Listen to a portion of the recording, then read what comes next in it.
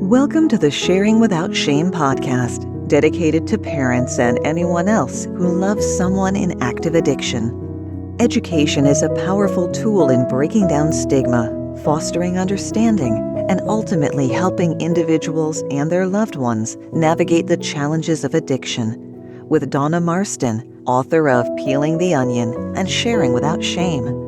So take a deep breath and grab some tissues as we uncover the stories of love, courage, and unwavering support in the face of adversity, as Donna and her guests share their stories without shame. Because when we share our stories without shame, we inspire others to do the same.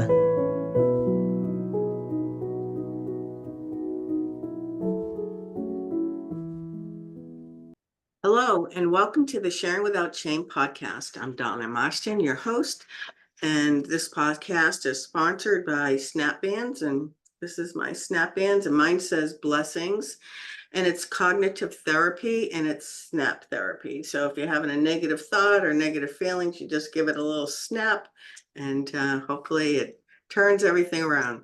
You can order these at Snap Bands, that's SNAPPBANDZ.com.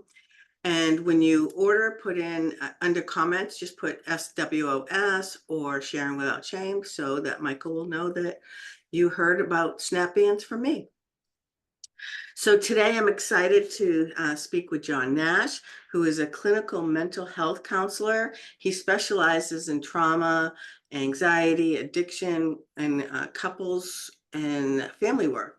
He's worked to find effective ways to incorporate spirituality into the therapeutic journey. So welcome, John. Thank you for having me. Excited to be here. So first thing I like to ask is, what would you like to share without shame?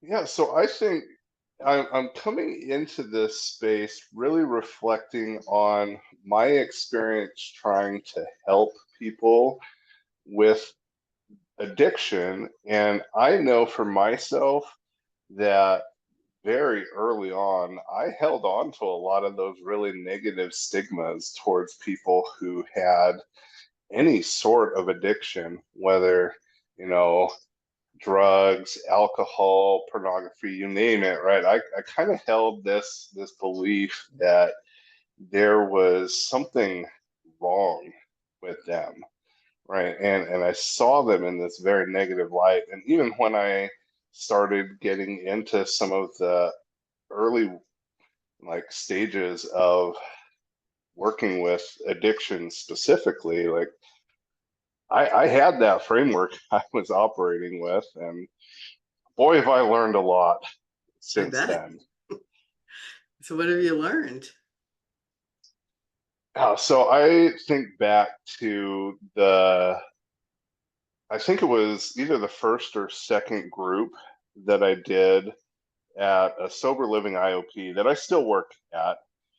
And I had one of the clients ask me just point blank, have you ever had any drugs or alcohol? Which I said, no, I haven't, but I'm here to help.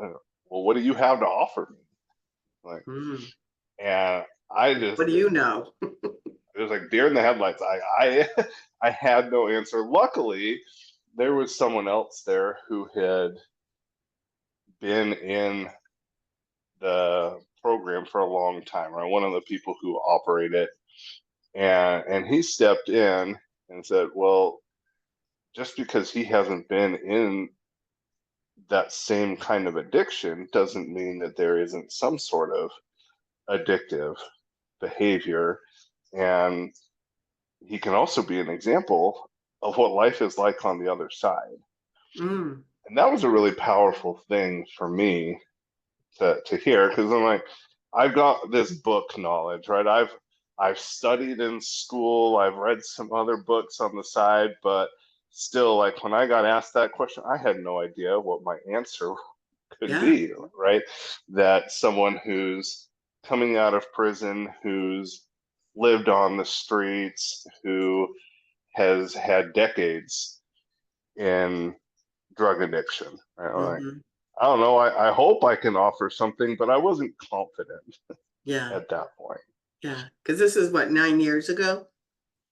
Yeah, about 9 years ago. Yeah.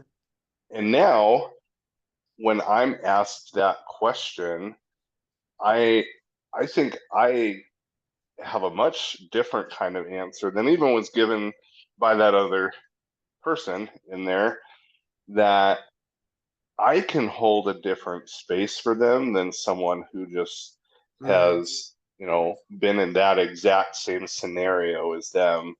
That I see that these groups as a way that they're actually able to connect with someone in a totally different lifestyle mm, and see that they don't have the judgment there. mm, And if I can offer that to people, like that's a really powerful way to help them in their healing journey.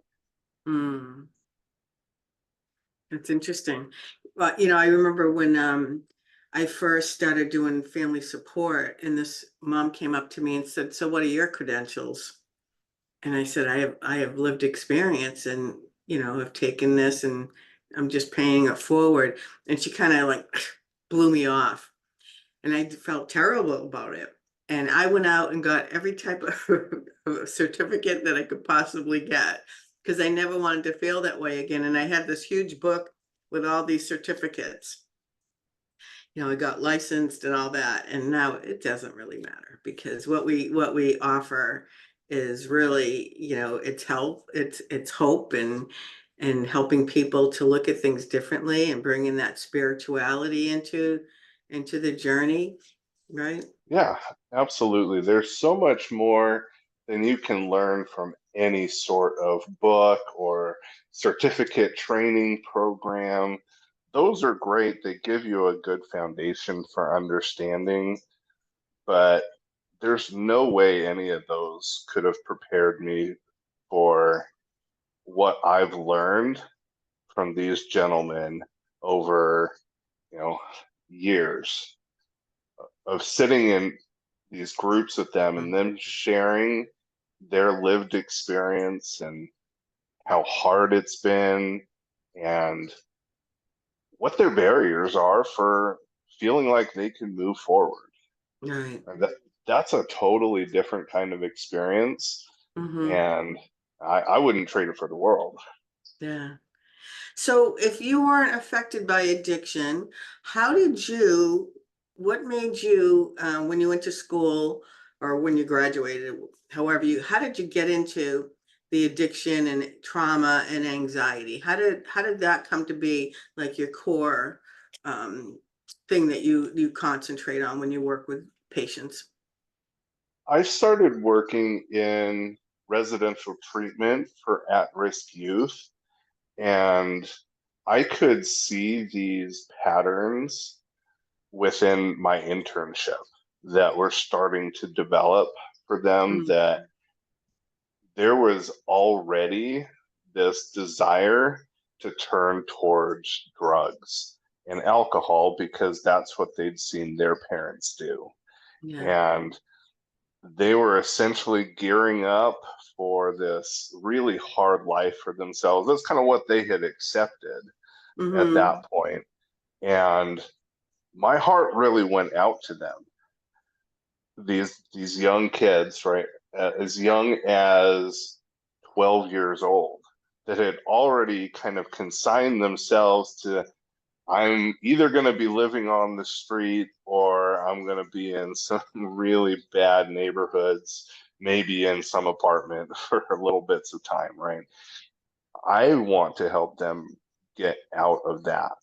Mm, And that's where it really started for me. That for about 4 years, I worked as a therapist in that setting before I moved states, and I, just wasn't feasible to work there anymore. And mm-hmm. at that point, I transitioned to private practice and also working at a sober living IOP because that's where I could get more of that experience working with uh, the addiction. And same kind of stories that I was hearing from the adults. Mm-hmm. It's just we've repeated that now dozens of times, Mm-hmm. right? Whereas Mm-hmm. the people that I was initially like exposed to were just at that beginning point. Mm. Can you explain what an IOP is to people who are listening and may not know what that is, please? Yeah, an IOP is an intensive outpatient program. And so there are 3 hours of group 3 times a week. So they're getting a lot of support coming together. The sober living aspect of it, they also have a home that they're living in together as part of this program. That's not always a requirement for every IOP. Right. Right. Yeah, I know. I used to speak at one of the IOPs in Concord, New Hampshire, and it was at our local hospital. It was, you went every day, Monday through Friday, from like 4 to 7 or something like that, but they didn't live there. But a lot of the new models of IOP seem to be what you're talking about. You live in a recovery home, and then you go to a different location typically, and you do your 3 hours a day of classes or meetings or whatever they do. I think they're all kind of different, but Yeah, so our particular program has 5 different houses that the the guys live in, and they come to a central location. It's not one of the houses. That's where we do the groups. They also have individual therapy in addition to those groups, and a case worker who can help them get connected to a lot of the different community resources. We mm, found a lot of success through that kind of model, yeah. helping a lot of people. Yeah, I know they've become more and more popular in New Hampshire over the probably the last five years, maybe a little bit longer, 5 to 7 years, something like that. So what are the common challenges that you find when you're at the IOP and working with the guys? Most of them are coming straight out of prison into our program. I'd say 90% of the population that we work with. And so they have like zero resources And are they that they can. mandated? Sorry, they mandated to come to that IOP? So about half of them are mandated to attend some sort of program, and they choose ours. The other half are there completely voluntarily. And so that produces one of those challenges when they're mandated to be there, because their motivation isn't super clear for them beyond I needed an address to put down so I could be released, and I'm just trying to keep my probation officer happy, and I don't really care beyond that. They have very little participation in the groups. You're it feels like pulling teeth when you're trying to get them to participate in any meaningful way in there. So that's one of the main challenges I see with those who are mandated. And a lot of those can pull out of it if they get connected to the right person in there. Maybe it's someone who's in the program with them, that they can have these other conversations and help them really see this is why it would be really beneficial for you to change. Mm-hmm. Mm-hmm. That's one of those big challenges. Another one of them is the hope, because if you're coming out and you can't necessarily see where am I going to get the resources, how am I going to be able to establish this life, because it's much harder to get a job when you're a felon, Yeah, yeah. and so that's a barrier to having hope. Mm-hmm. Another challenge that I see is as the clients gain more and more freedoms within the program, that they start to get complacent and not see that this is something you have to be really diligent about for the rest of your life. Mm-hmm. And there's a lot of gaps too, right? When people get out of prison and going back into society or trying to fit in and navigate that. Do you see that a lot? Yeah, there are definitely a lot of gaps. What I really like about our program is the directors are really connected to a lot of different resources, and so they're able to help them get some, you know, rent assistance for the first couple of months. They're able to help them get connected to resources that will give them a job and, you know, all these different chances. So I think as long as the individuals become committed to putting in the work to Mm-hmm. accessing these resources, they're actually there for them. I've seen people come out of prison with absolutely nothing, right? Their families completely disown them. They won't give them any sort of assistance at all, Mm-hmm. but they can establish a good life for themselves. Absolutely. Yeah. And those are the miracles when you see them start to do that and move forward and, you know, and just starting to live life in a healthy, much healthier way. So how do you connect trauma to addiction? Well, I think everyone has trauma to some extent or another, right? And I get that might be some of the lens that I look at the world Yeah, through as a trauma therapist, but we all have different challenges that we get faced with. sure. And we all require some different coping mechanisms to get through those.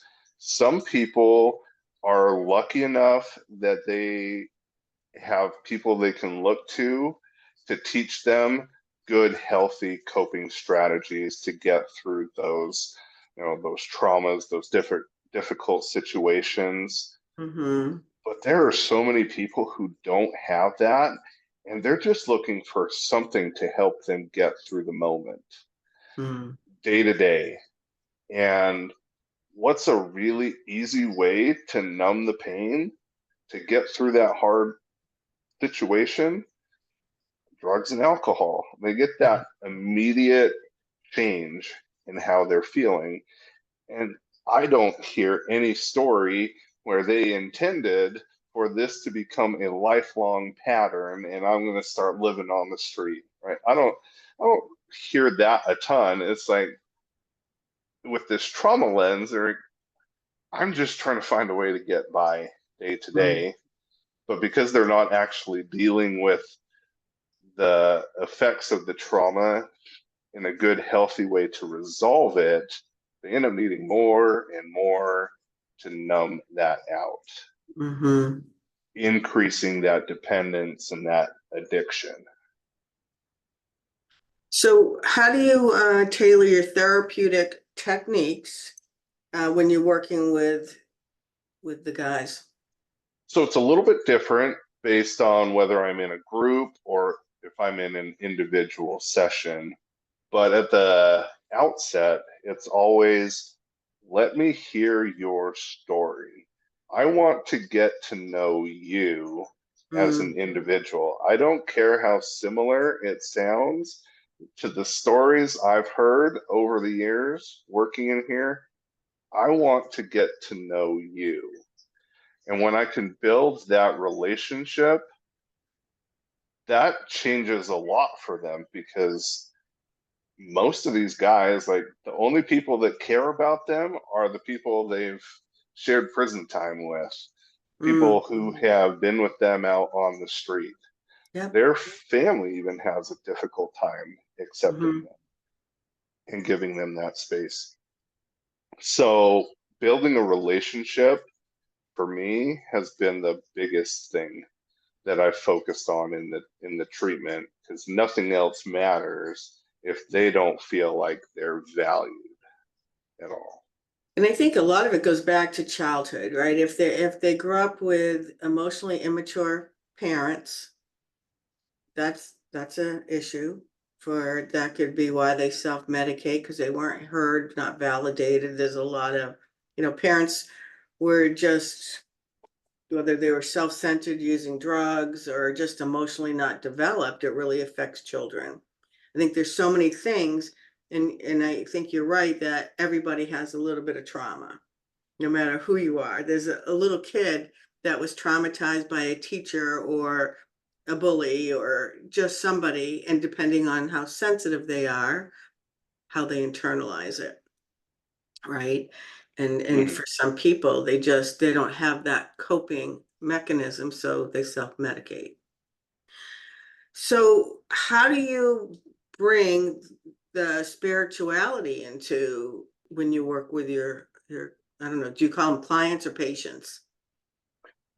I tend to call them clients, but it Okay. could go either way. Okay.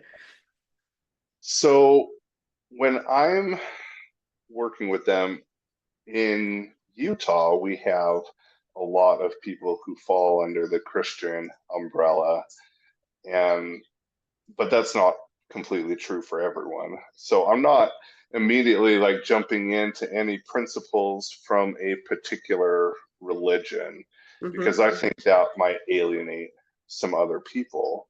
Sure. But I think it's really important for people to get at like the core of who they are and being able to find ways to sit with themselves comfortably instead of just completely in discomfort. So, Mm.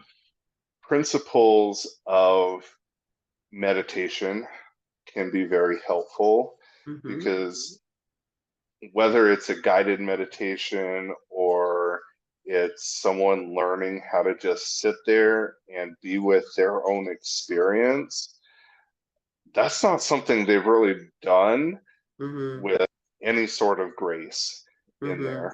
They might have sat by themselves and like, what have I done? Right. And ask those kind of questions, really self-defeating. But when you can teach them, like, you know what, it's okay to like be uncomfortable in these Mm-hmm. moments, and you can learn a lot from that. Mm-hmm. They can start to actually learn to be with themselves, right? At first it's just I can I can accept who I am, and then they can start to create this vision for their future, Mm-hmm. which is something most of the people that I'm talking with are not really thinking about, right? It's just how do I get by day to day? Any spiritual lens is really helping you to get connected with not only the present, but the future and who you can be as a whole. So Mm-hmm. that's really what I'm trying to focus on. Some of my clients will bring that like Christian lens in there and we can have particular conversations tailored to that. Some of them are atheists, and that's fine. There's still a spiritual element to their existence. And we just don't put those same exact labels on there as you Mm-hmm. would in like an organized religion sense. But when they can see, yeah, there's some like higher purpose to me being here, that to me is a lot of that spiritual work that's needed. Mm-hmm. Mm-hmm. Yeah, I think meditation and just kind of going inside or someone holding space for you. But if you don't know, you don't know until you can start doing that. And sometimes it's little baby steps for people to be able to get to that point where they can sit quiet, right? And then get comfortable with all of that. So are there any specific spiritual or holistic practices that you found particularly effective in addressing addiction and recovery? So I'd say, I use a lot of DBT in the group work, No, it's DBT. dialectical behavioral therapy. That's being able to sit with dualities. So things that might seem like they are on opposite sides of the spectrum, how do we let those things exist together in a healthy way rather than feeling like they're pulling us apart. And so within DBT, we have different types of categories of skills. One of those is mindfulness. And so when I'm really working with someone trying to get on the other side of like their current challenges, I'm helping them to sit with an urge, and not have that overwhelm them. And this is hard work for them to be able to sit with that urge, because the pattern has always been that urge comes in and it's going to be there as long as it takes before I give in and I give into that addictive behavior. Mm-hmm. And if I can help them get to a point where they can acknowledge the urge. Okay, I have this urge to, go smoke weed, go drink alcohol, anything, and just acknowledge that that's what I'm feeling right now, but also that's a temporary thing. Sometimes we reinforce that an awful lot, right? Mm-hmm. And we're not letting ourselves let go of that thought. But any thought or urge is temporary. And the more and more practice they get with that, the easier they can actually just let go of that urge, right? Mm-hmm. Not fight against it, right? Starts with acknowledging, and then I can sit with it and just let it pass through. And when they can do that, it's a whole different experience for them. So when you start from start to finish with something like that, what's the average that it takes for somebody to get for that connection to happen? And I get that some people it's just not going to happen with, but there's some that they might fight you, but because addiction's all about surrendering, right? It's Mm-hmm. recovery, I should say, is all about surrendering. How does that, when you bring them to teach them all of this, they get to that point of surrender so that they can move forward, living healthier and happier? Do you find like, it takes 3 weeks or to get them to open up, or it takes, I don't know how long they can stay at your IOP, but what's the average? So that's an interesting question. I've got a few different answers that come to mind. One, like when it gets them to that point of just surrender, I have some individuals that are coming in first day, like whatever it takes, I'm getting rid of this, because they're coming out of prison for like the 10th time. It's been decades in there, and like I'm done. I'm 40 or 50. I've missed out on my kids' lives. Like whatever it takes, I'm there, right? And they're ready to surrender at that point. I have others who, may not have hit that rock bottom yet.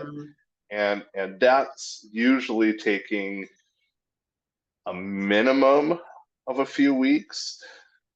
Usually there's a relapse in there that really wakes them up, turning back to that old behavior. And one of the beautiful things about our program is a relapse is not an automatic, you're out the door, That's see great. ya, we're never gonna have anything to do with you again. It's okay, you can't be using in the house. There's going to be a 72-hour window where you can't come in, but we'll help connect you with somewhere else you can be as you're sobering up again, and then you come back. And as long as you're honestly willing to push forward, then we'll accept you back with open arms, and we'll see what can we learn from this.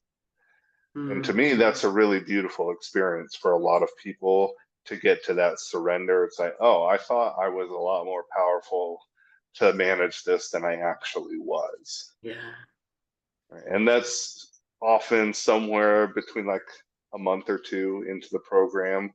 that I Mm-hmm. see that happen, at least to the point where they're willing to come back Right. afterwards. Yeah. That's cool to see when all of a sudden they can see this relapse is not like, okay, well, here we go again, it's all over. But Mm-hmm. okay, I messed up, but I've still got people who care about me and are willing to move forward. And I think that's the key. I still have people who care about me, right? Because Yeah. I think so many people are used to being kicked to the curb, and I understand why it happens. You know, parents get to a point where they've hit their enough, and they can't have their heart broken anymore, and it really comes down to self-care for them. Do you incorporate anything with the parents or family members in the IOP that you do? We're unfortunately not able to do as much of that as I would Mm-hmm. like. Most of the time, family members are not really able to be a part of it. That's one of the limitations of being a Medicaid dependent program is Yeah. they have restrictions on what we can do. And so where I think all of the therapists there would love to be able to have some family work, it's just not something that they're going to reimburse us for. And so we might be able to have some family members come into like a group setting if they feel comfortable, but that's pretty rare. But Mm. as far as like being able to sit one-on-one with a therapist or two-on-one or whatever, right? That's unfortunately I see the biggest limitation that we And have. it's unfortunate because I offer a lot of different workshops, and I truly believe that it's one thing to educate and help the person who has the SUD, but if you don't include the family or their partners, then we can become toxic to their recovery if we're not educated and taught a recovery program, right? Because if you really analyze the person with the SUD and the family members, we mimic each other's behaviors. I was, chasing my son around. I didn't self-medicate, but I became addicted to him and rescuing him. Right. So there's all these similar behaviors. I do this thing with the drama triangle. And, I started off to rescue him. And when I couldn't rescue him, then I'd go to bed because I'd be depressed and woe is me. And then in my bed, I might get really angry, and then now I'm going to persecute him. How dare you do this to us? And you go around this drama triangle, and they do the same thing, right? They try to get sober. That's them rescuing themselves. And then they go into, the poor me thing. If there was a God, this wouldn't be happening, or the higher, whatever. And then when they can't get what they want, they're going to persecute the unhealthy helper, which was me. And if you did this, if you had done that, or and so if you really pay attention, we mimic each other's behavior. So for me, it's really important that the family members, because when they come back into their lives, they can, if they start throwing stuff at them and reminding them of their old ways or bad behaviors, then that's just toxic love, right? And so Hmm. So that's what I do. I work with the parents, and I have some great programs that I could bring into your place if you guys offered it, but maybe down the road, Yeah, someday. we'll see. Yeah. Yeah, you never know. Never say never. So, what advice do you have for families who are supporting a loved one in active addiction? And for, I don't know if, well, you don't really work with the families, but also in their mental health, right? What do you do? Yeah, so I'd say there's 2 points that are coming to mind, and one has to do with the family member themselves and how they're responding to things, and the other is going to be how they're interacting with the individual who is caught in that addictive trap.